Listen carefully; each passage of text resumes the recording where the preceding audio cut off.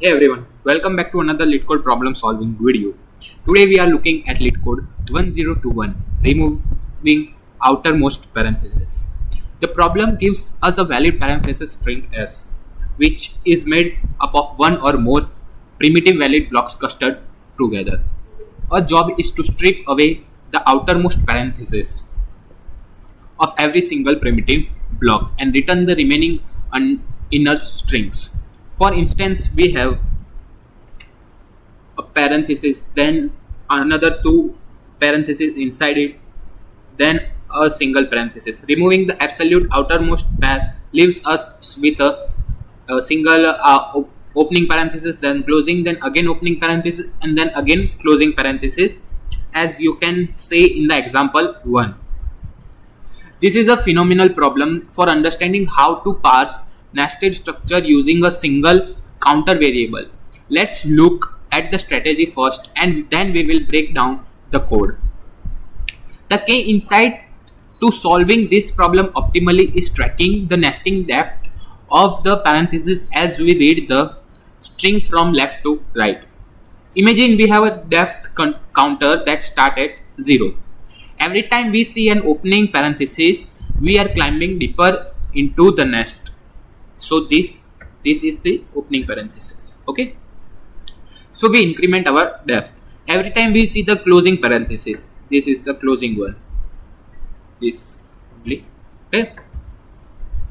So on seeing the closing parenthesis, we are climbing out of the nest. So we decrement our depth.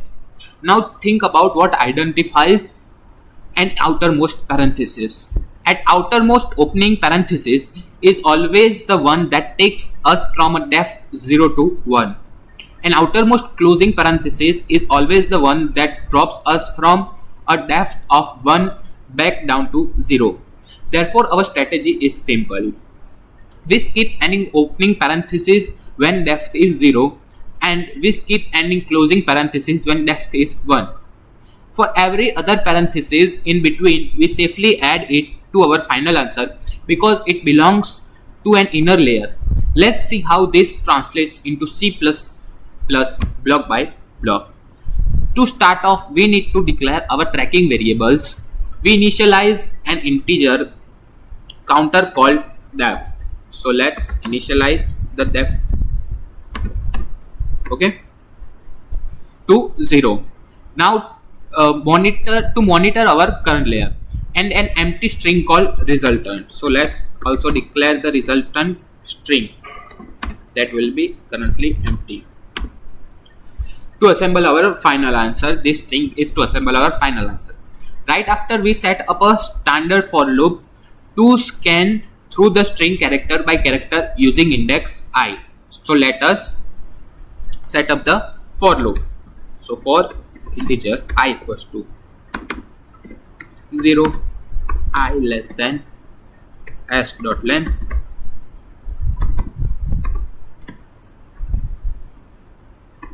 and I plus plus. Okay.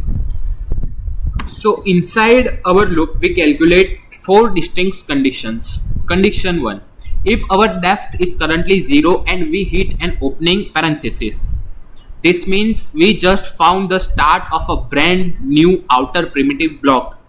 We do not want to conclude this outer bracket in our result. So we simply increment our depth to 0 and move to the next character. So let's do it. So if depth equals 0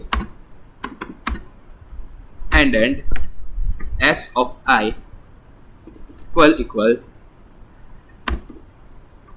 the parenthesis,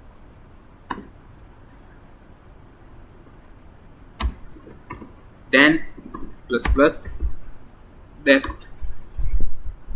Now condition 2: what if we see an opening parenthesis but our depth is already greater than 0? This means it is an inner parenthesis belonging to a deeper layer. We definitely want to keep it, so we append it to our resultant string and increment our depth counter. So else if s of I equals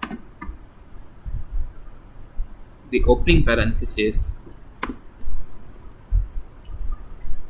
then res plus equals to s of I and plus plus def.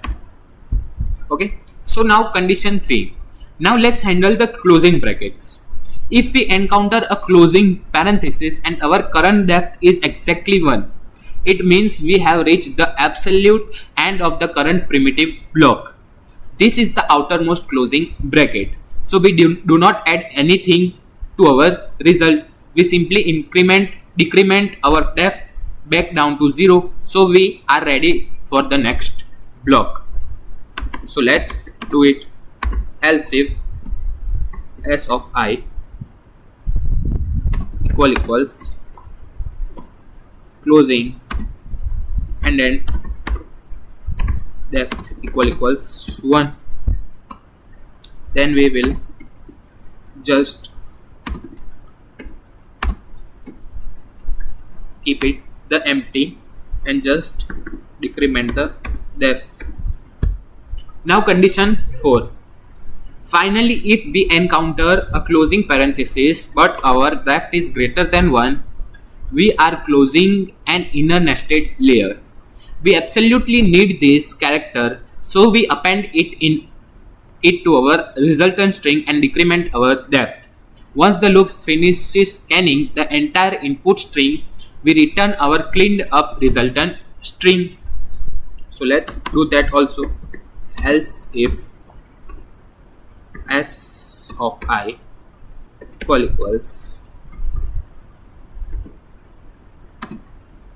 closing parenthesis, then resultant plus equals to s of I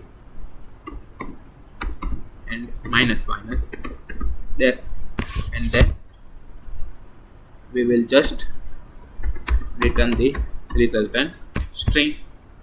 So let's run this code to check if any syntax error is present or does it running properly. Okay, so that we have to find the syntax error. So it is a good thing to run the code before submitting so that we can cure any syntax error and stop the false submission. See here how many syntax errors are occurring.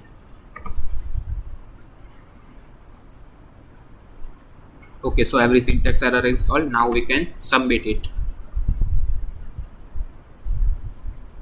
Okay, so our solution is properly working. So now let's try run this code using a simple input s equals to